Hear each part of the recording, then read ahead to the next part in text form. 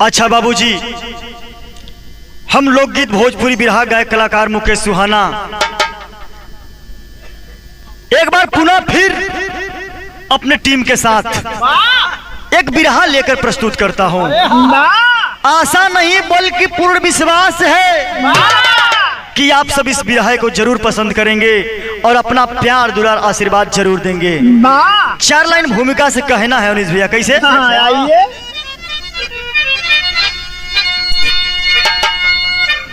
अगर कर्म दाता जो देता विधाता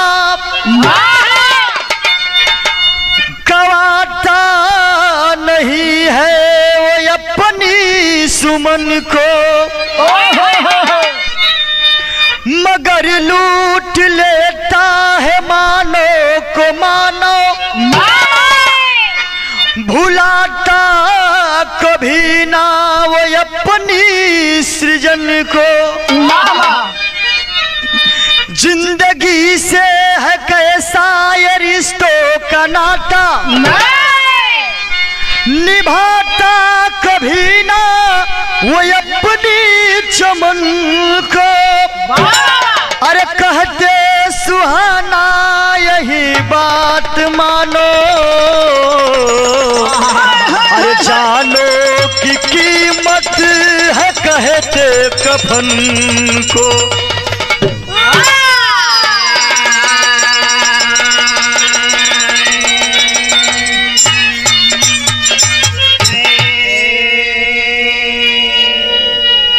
कहते सुहाना यही बात मानो, जानो की कीमत है कहते कफन को।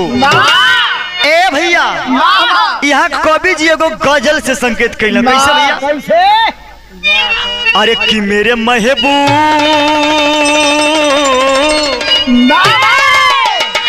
मेरे महबूब मेरे साथ बड़ा चाल किया, मेरे महबूब मेरे साथ बड़ा चाल किया, मेरे महबूब मेरे साथ बड़ा चाल किया,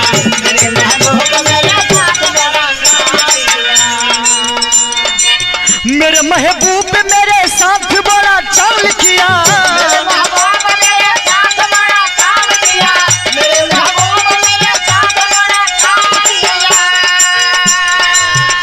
महबूब मेरे साथ बड़ा चाल किया, चाल किया। प्यार मांगा तो प्यार मांगा तो प्यार मांगा तो झोली में गम को डाल दिया, प्यार मांगा तो झोली में गम को डाल दिया, प्यार मांगा तो झोली में गम को डाल दिया।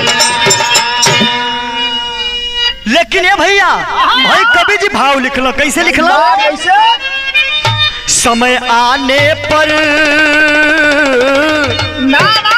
समय आने पर ईश्वर ने मुंह को मोड़ लिया, समय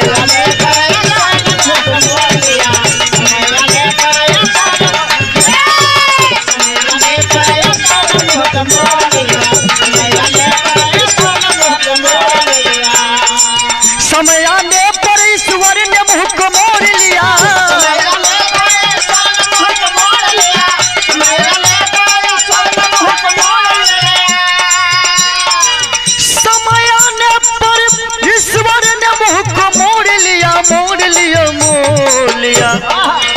घर जाने से पहले घर जाने से पहले घर जाने से पहले ईश्वर ने हमको छोड़ लिया।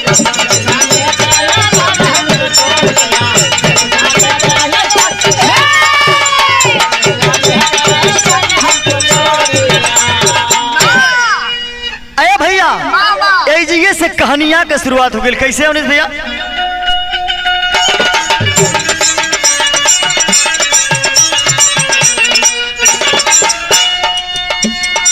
समय से पहले कोई टाल नहीं सकता विधि के लेखा को, कोई मिटा नहीं सकता भाग्य रेखा को।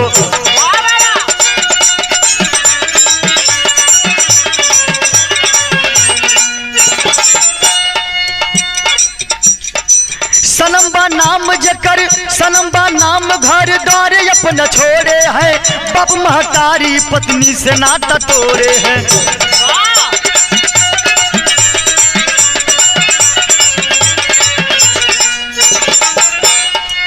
अरब कमा के 12 वर्ष पे घरवा लौटल बा। अरब कमा के 12 वर्ष पे घरवा लौटल बा। मोबाइल फोन से खबरिया घरवा पहुँचल बा।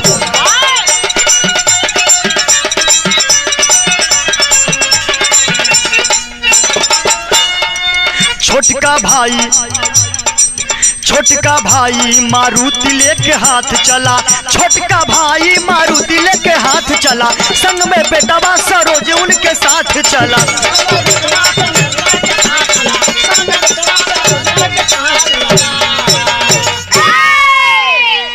आए बाबू, कहानी के आप लोग समझ ला। कहानी कहाँ के बा, केकर कहानी बा, कैसन कहानी बा। जिला का नाम तंबोर, ग्राम बिरबाका। बिरबाका गांव के रहे वाला एगो गरीब परिवार। दूगो भाई हुआ। बड़का भाई के नाम सरोज और छोटका भाई के नाम सोनू बतावल गई। ए बाबू, गरीबी में धीरे धीरे दिन कटत था। बड़का भैया सयान हो गईला। लोग हित नात मिल के, गांव जवार मिल के बड़का भाई के शादी कर देला। और जब शादी कैला, बहू घर में अली। ए बाबू, 2-4 महीना के बाद पैर भारी हो गई।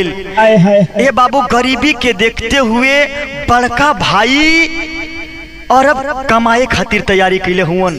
अरब कमाए चल दिलन। जब अरब कमाए गईलन, ए बाबू, वीजा पासपोर्ट बन गए बा। अरब कमाए गईलन। धीरे धीरे 1, 2, 3, 4, 5 साल ना, बल्कि 12 साल के बाद घरे वापस लौटता। एक दिन औरतिया फोन लगा के कहता कि ये सैया जी, अरे बड़ा दिन हो गईल बा आपके गईले। हई जोन बबुआ छोट सा पैदा भइल बाटे, ओकर नाम पता का रखले हई? ओकर नाम सरोज रखले हई। बबुआ धीरे धीरे सयान हो गईला। 12 साल के होए वाला बड़ा। तनी सा आ जाता तो कुछ दिन बाद बबुआ के जन्मदिन मना लेवल जात। ए बाबू कला की, अरे पगली सुन, ज्यादा कुछ सोचे का जरूरत ना हो। अरे हम पहले ही से टिकट निकाल ले हैं। ए बाबू, जब तैयारी कैला आवे खातिर के, आके हवाई अड्डा पे अपना छोटका भाई सोनू के फोन किला। बिरहा में एगो तरज लगल अवनीश भैया, कैसे?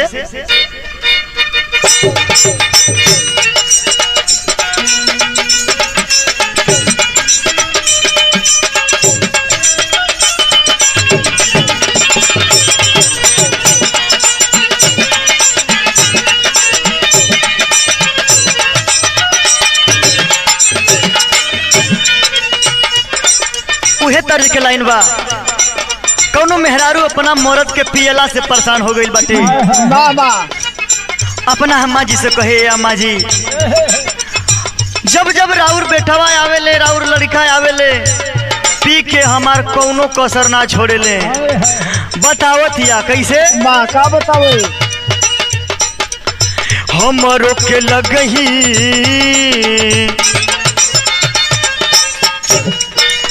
हमरो के लगही सुतालिए आमा। हमरो के लगही सुतालिए आमा। बेटा राउर पी के रोज करे ले डरामा। हमरो के लगही सुतालिए आमा। बेटा राउर पी के करे ले डरामा।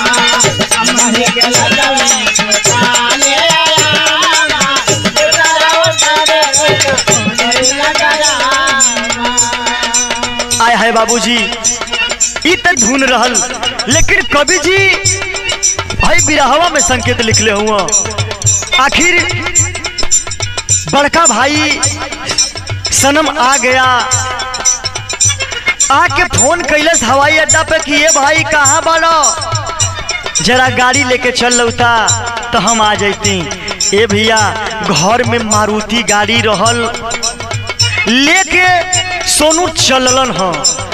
और जब चललन ना दिखत हवन तो बड़का भाई फोन कैला, कैसे?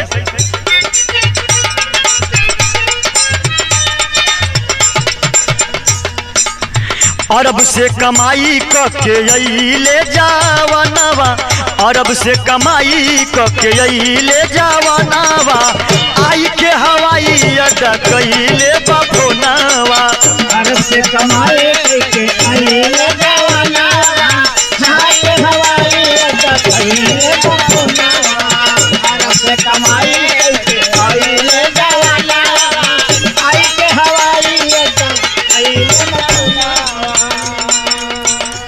में सोचत हुन कि अरे अभी तक हमार सोनू भाई ना आइलन। कुछ टाइम वेट कैला के बाद, कुछ टाइम इंतजार कैला के बाद मन में सोचत हुन बड़ा देर भइल अबही भाई नहीं आई, 5 मिनट बाद तब से गड़िया देखाई। 5 मिनट बाद कैसे गड़िया देखाए, 5 मिनट बाद गड़िया देखाए। अरे भैया 5 मिनट बाद गाड़ी सामने आ गई। सामने गाड़ी आके खड़ा भइल, गेटवा खोलला, अगला वाला गेटवा खोल के देखा तारा सनम बाबू छोटका बेटवा सरोज भी वही गड़िया में अगवा बैठल बा चाचा के साथ में। देखलन तुरंत लड़का झपट के बाबूजी के अपना गले लगा लेलस। खलस पापा हम तो उम्मीद छोड़ दे रही कि आपसे मिलब। ए बाबू तुरंत सनम लगा के छतिया से बेटवा के थोड़ा भावुक हो गई हो बाबू। कहला बेटा जितना मिलनी भेटनी करे के बा, बात विचार करे के बा घरे होई, इस जगह से चलल जाए। ए बाबू ई सामने बैठल दूगो डाकू का नजर पड़ल। जब वो सनम के ऊपर नजर पड़ल, मन में डाकुअन के कुछ चलत बा। मन में कार चले कि आखिर अरब से कमा के आवता, बहुत रुपया पैसा ले ले हुई। ए बाबू मन में यह चलता। इधर सनम अपना बेटवा सरोज के कहलन कि करे पगला कहाँ रोवत रे? अरे तू तो पूरा घर जवार गाड़ी घोड़ा बंगला जितना बा सबकर मालिक बाड़े, रोवत का बाड़े? बाबू तू आगे बैठा, हम पीछे बैठा तानी। अगला सीट पर अपने बेटवा के बैठा के पिछवा वाले सीटवा पर जब पकड़ के गेटवा पकड़ के चढ़े लगल, तब एगो घटना घटल। का घटल बाबू? गेटवा पकड़ के चढ़े लगले जवानावा, गेटवा पकड़ के चढ़े लगले जवानावा, आई के हवाई अड्डा कइले बाफोनावा।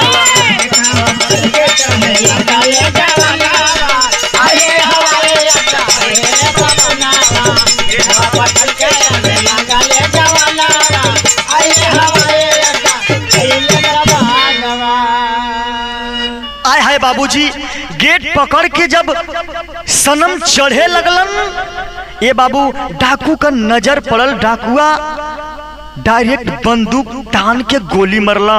एगो गोलिया सिनेमा के सटत करे जवा के पार कर गई। ए बाबूजी सनम धड़ाक दे वही जमीन पर गिर पड़लन।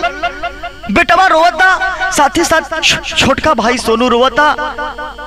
भैया के लाश देखे जमीन पर पड़ल बाड़ा, भैया भैया बुलावत था लेकिन भैया बोलत ना बड़ा। ए बाबू कहल जाला कि आदमी जान बचावे खातिर का ना करेला। फटाक दे गेट बंद कैला, और गेट बंद कैला के बाद वो सरोज बेटवा के लेके गाड़ी में आगे बढ़लन। जब आगे बढ़त हुन ए बाबू तो बिरहा में एगो तर्ज लगल। कैसे अनुज भैया?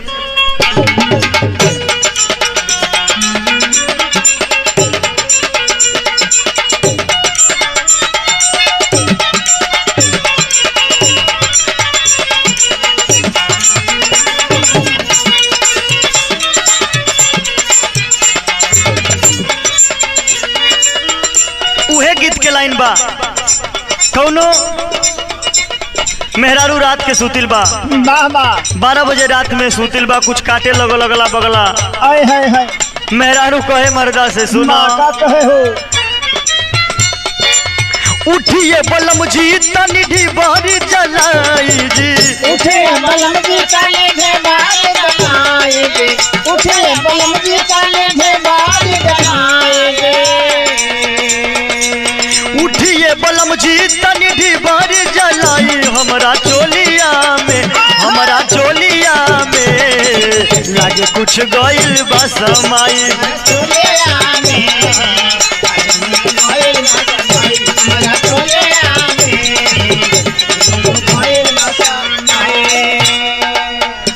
भैया ई तक गीत रहल, लेकिन कवि जी भाव लिखले वाला सोनू गाड़िया लेके स्पीड में बढ़ता, जब आगे बढ़ता तब भयल का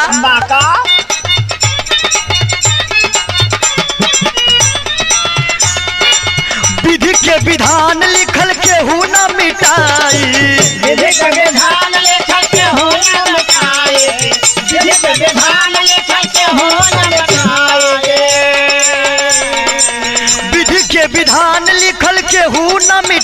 हमरे भैया हो, हमरे भैया हो। सनम तब से गईले गोलियां खाई, हमरे भैया हो।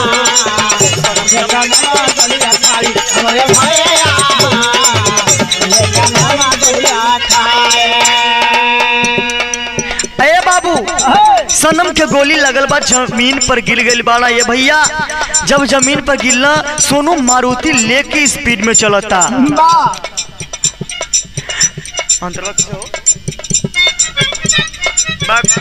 हाँ हाँ सही है। ये भैया बड़का भाई गोली खा के जमीन के नीचे गिरल बाड़ा।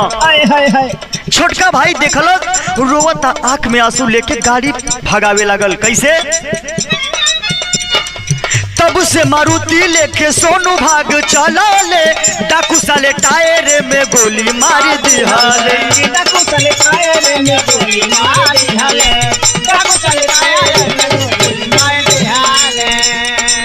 20 फीट खाई सोनू गाड़िया भगावत रहले।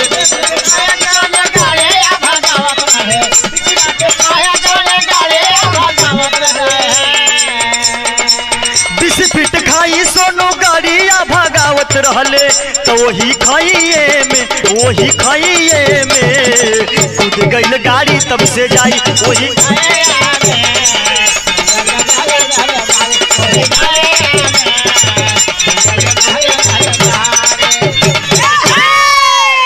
आए है बाबूजी, सोनू मारुति के बड़ी स्पीड में भगावत आना। मीटर काटा 110 120। ए बाबू, जब मारुति इतनी स्पीड में चलल बा, आखिर आए है बाबूजी रोडवे के किनारे 20 फीट के खाई रहल। वो खाई में मारुति जाके गोली टायरे में जब लगल, खाई में मारुति गिरल बा। मारुति खाई में गिरला के बाद स्टीयरिंग से चप गयल। ए बाबू, सोनू भी ये दुनिया के छोड़ के चल बसला हो।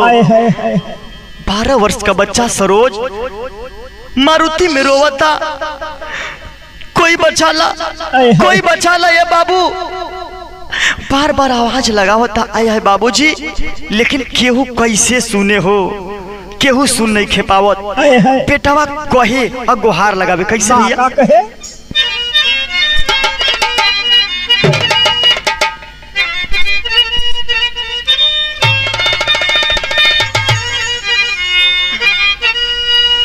सरोज ललनावा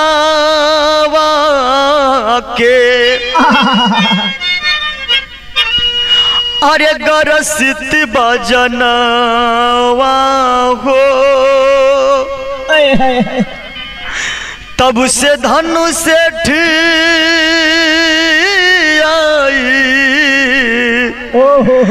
गईले सामनावा।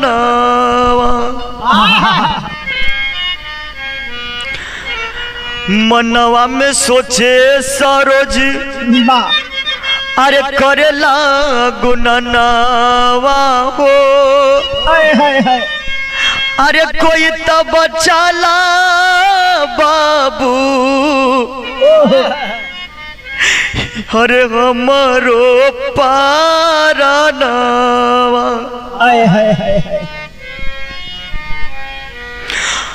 अरे तब से, अरे तब से धनु से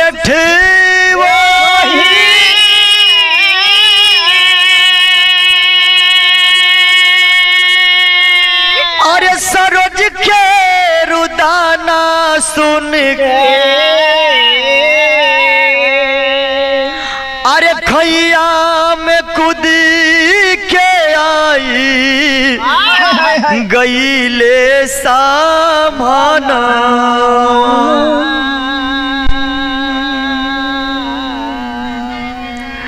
अरे जल्दी से ललनवा के, अरे धनु से उठाई ले गले।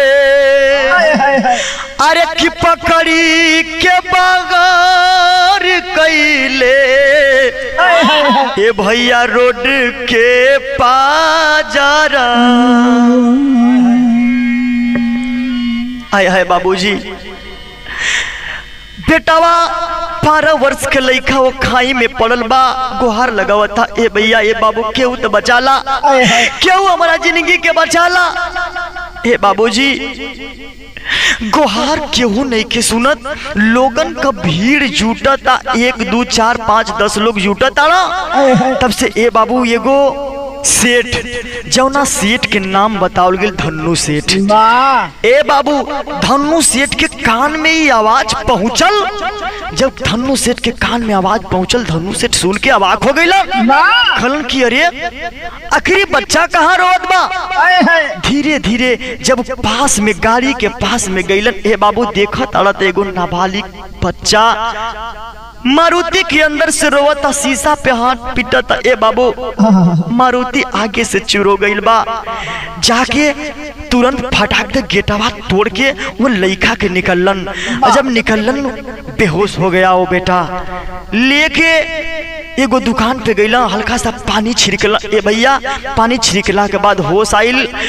जब होश आई लेके अपना घर अइलन। एगो भगवान के अजब के महिमा बा, ओ सेठ के एको गो भगवान औलाद ना दिले हुए बाबू।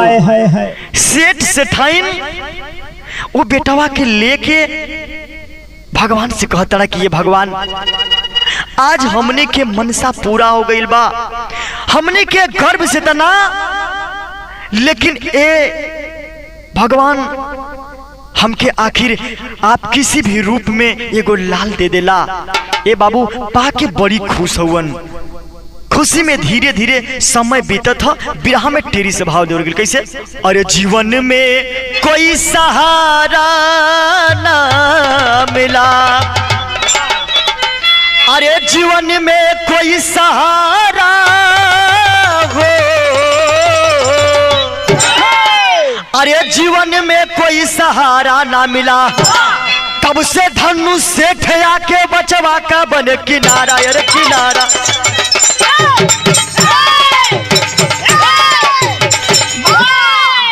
अरे बोल उठा तब धन्नू से, बोल उठा तब धन्नू से बचवा का बना किनारा हूँ, ले जाऊंगा अपने घर में, मन में यही विचारा हूँ। आए बाबूजी वो लड़का के घरे लेके गई ना, जब घरे लेके गई ना, धीरे धीरे मन में सेठ या सेठाइन के एगो बात चलता, बिरहा में एगो तर्ज लगल। कैसे?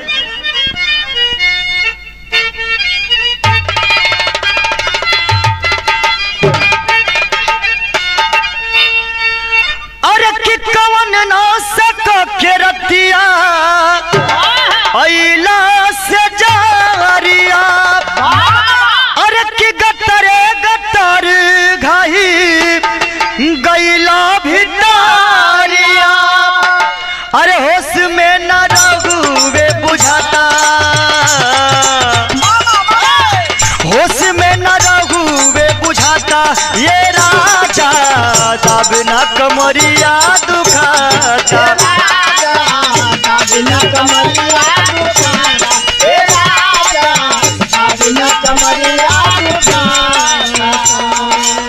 अरे बाबूजी लेकिन सेठ सेठाइन मन में एगो सपना सजावता रहा। कौन सपना है? बेटवा के साथ में लेके आइले तब घरावा, बेटवा के साथ में लेके आइले तब घरावा, बेटवा के साथ में लेके आइले तब घरावा, कॉलेज पढ़ावे बदे भेज देले दूरावा, कॉलेज पढ़ावे बदे भेज देले दूरावा, कॉलेज पढ़ावे बदे भेज देले दूरावा।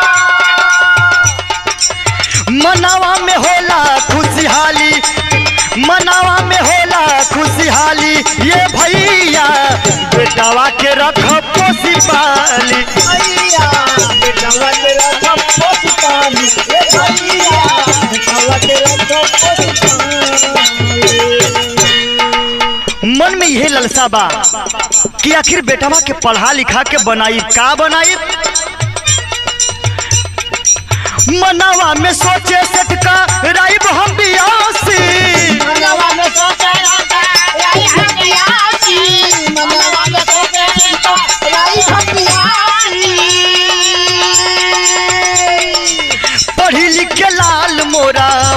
गई है एसपी। लाल मोरा हो गई है एसपी, लाल मोरा हो गई है एसपी। फुलावा के जैसे सींचे माली, फुलावा के जैसे सींचे माली, ये भैया बेटावा के रख पोसी पाली। भैया बेटावा के रख पोसी पाली, ये भैया बेटावा के रख पोसी पाली। आय है बाबूजी, जब वो लड़का के लेके गईलन घरे में, घर धीरे धीरे समय बीतत गल, 1-2 महीना बीतल। यहर सरोज बेटावा जवान होत हुआ, बड़ होत हुआ, भेज देला हॉस्टल में पढ़े खातिर। जब हॉस्टल में रह के बेटावा पढ़े लागल, बीएससी करावत हुवन। मन में ये कही ललसा बा कि लड़का के अपने पुलिस दरोगा एसपी बनाई। ए भैया पढ़त लिखत एक दिन अचानक फोन कैला माई बाबू। लड़का धीरे धीरे पढ़ाई पास किया, हाई स्कूल किया, इंटर के बाद बीएससी कर लिया। धीरे धीरे लड़का आखिर वो पद पर आ गया, जबकि एसपी हो गया। उम्र धीरे धीरे 25 बीते लागल। माई एक दिन फोनवा लगा के अपना लाल सरोज से कहत हिया कि ए बेटा, बड़ा दिन हो गईल बा तोहरा गईला पे, तेरा घर चलौता तो तोहरे शादी ब्याह के दिन रख देले रहनी है जा। ए भैया, माई बाबू लेके वो सरोज बेटवा के मार्केट में कपड़ा दिवाओ खातिर चलल हुआ। जब कपड़ा दिवावे चलल हुआ, अचानक सरोज बेटवा के कान में एगो आवाज गईल। कौन आवाज हो?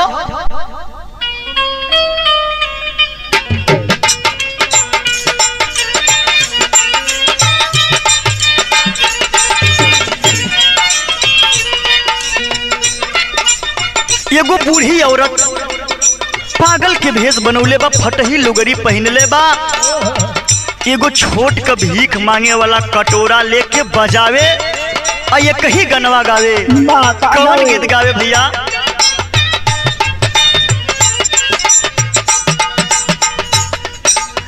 घूमी घूमी मांगे भीख, घूमी घूमी मांगे भीख, सोनी मतरिया हो। घूमी घूमी मांगे भीख, सोनी मतरिया हो। फूटल की समतिया बह मार हो। घूमे मांगे भीख, सोनी मतरिया हो। बिगड़ समया महामार हो। घूमे मांगे भीख, सोनी मतरिया हो।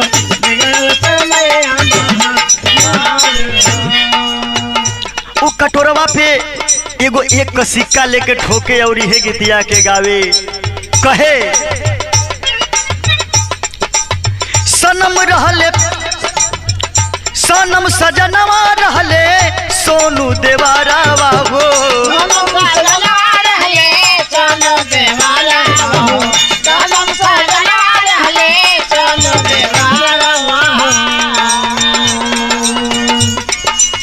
जिए के लाल हमरे आँखी के सितारा हो। जिए के लाल हमरे आँखी के सितारा हो।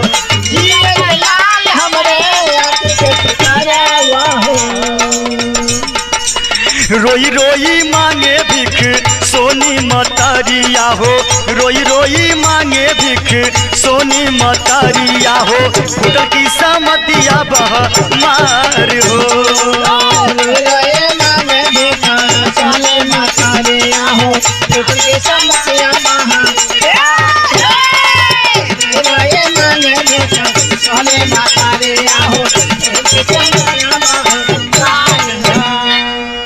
अरे बाबू, अचानक एगो कान में आवाज सरोज के पहुंचल बा।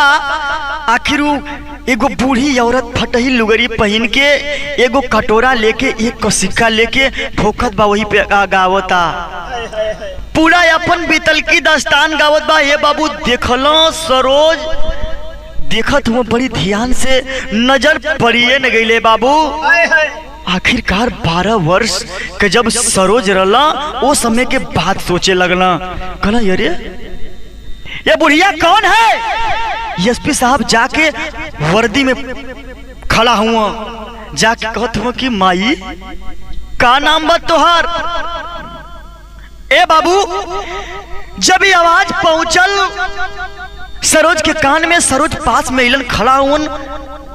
ए बाबू अपने एसपी वाला वर्दी में खड़ा हुईलन, जाके बुढ़िया हाथ जोड़ के खड़ा हुई। ले साहब, ए साहब कोनो गलती तो हमसे ना भइल बा साहब, कुछ नहीं की करत, हम खाली गाना गावतनी साहब, भीख मांगतनी साहब। एसपी साहब बोल पड़े कि अरे बूढ़ी औरत क्या गा रही है, जरा फिर से गाओ तो। ए बाबू फिर से वो गाना के वो बुढ़िया गावता, एसपी साहब सुन के रोवता ना, बिरहा में पहपट से भाव देवल गेल। कैसे बाबू,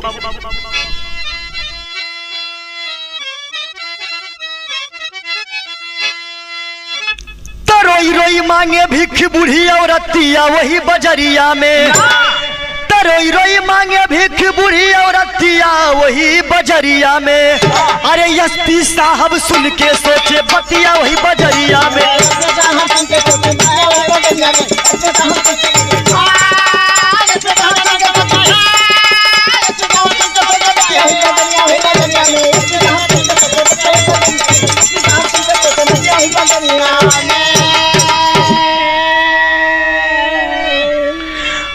बात सुन के एसपी आए, अरे बुढ़िया के करीब हो, अरे कैसे विधाता तोहके अरे बनवले गरीब हो। अरे घूमत घूमत पागल भइले मतिया वही सगरिया में। अरे एसपी साहब सुन के सोचे अरे बतिया वही बजरिया में। ए बाबू, एसपी साहब पास में जाके बूढ़ी औरत से पूरी बात के पूछा ताड़ा। ए बाबू रोक के उ बुढ़िया बतिया के बतावे लगिल हो कि आज के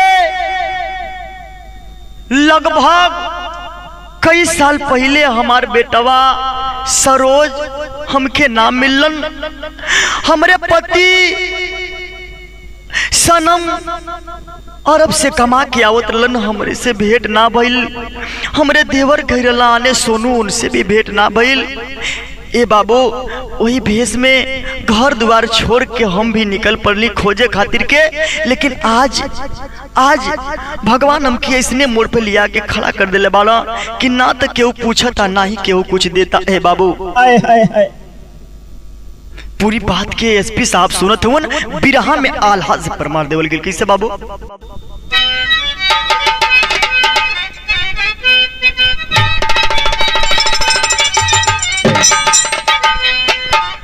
अरे कि जैसे हो सूरज के बिना अरे झंखली अजोरिया, अरे दुनिया में दीनावा दीवा करके आजो।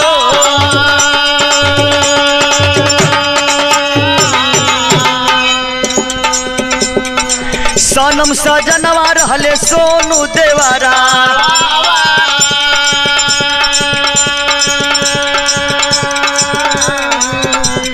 सरोज ललनवा बिना बहे लागल लो।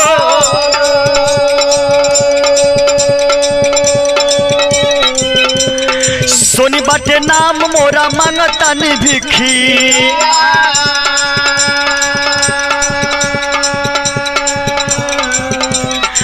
बतिया के सुनी एसपी साहब पड़ले रो।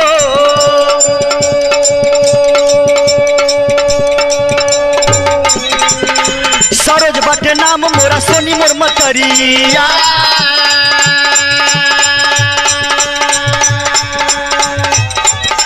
काहे खातिर देहलू घर दुआरवा तो छो।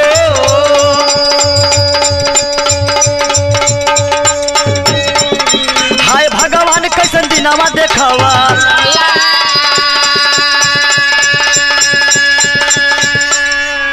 अरे कि हाय भगवान कैसन अरे दिनावा देखावला। अरे धई के पैरिया एसपी रोवे बड़ा जोर बोला।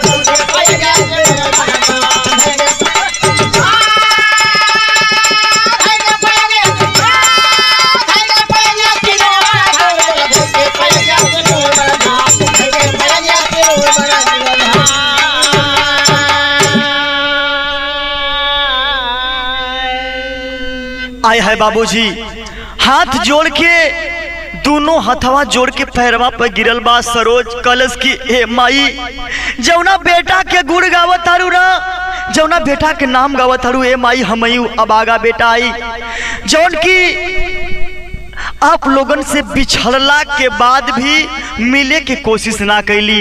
ए भैया कहल जाला एगो बात कि खाई मीठ की माई। ए भैया आखिरकार जब माई से भेंट भइल बा, घर में घर मिला के दोनों रोए लगना हो। जब माई बेटवा रोताला उस समय पूरी बात के रो रो के बतौली। ए भैया हमरे साथी ऐसन भइल, यहाँ यही खातिर के घर द्वार छोड़ के हम यहाँ घूमतानी। एसपी साहब भी पूरी बात के रो रो के बताओ तो माई के आखिरी में खड़ी है बाबू कैसे।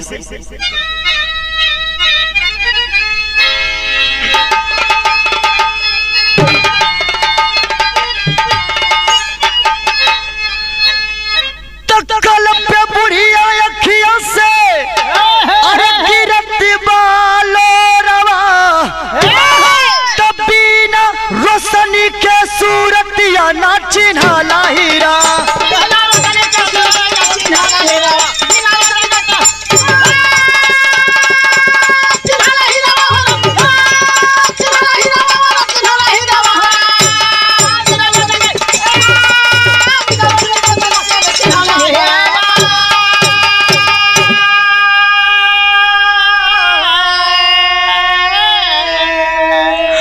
कि पोती देवर बेटा गईले अरे हमारा के छोड़ी, अरे अरब से कमा के गईले मुहावा के मोरी।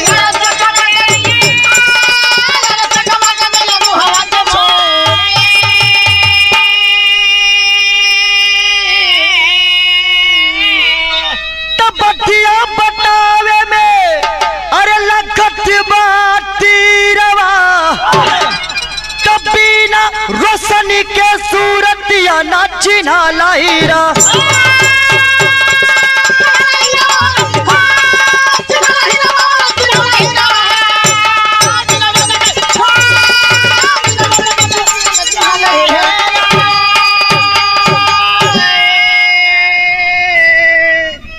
अरे बाबू मई फफक के रोत तारी। ए बाबू कहतड़ी ए बेटा मिलबो खैला तो इसने समय में लाल, जौना समय आँख के रोशनी खत्म हो गई रे। माई टोवत तारी सूरतिया टोवत तारी बेटवा के टोके एगो बात कहतानी कि ए बेटा आखिर जौन किस्मत में लिखल बाऊ है वही है लाल।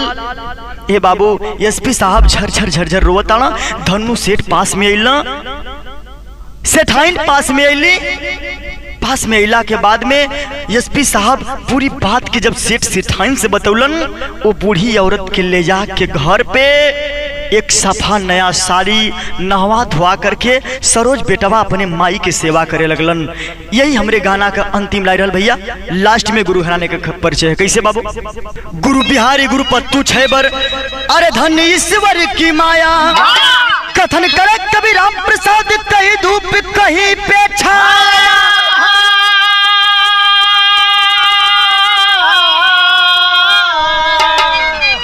अरे जीवन में कोई सहारा ना मिला तो गायक मुकेश सुहाना बिरहा के हवे प्यारा, जीवन में कोई सहारा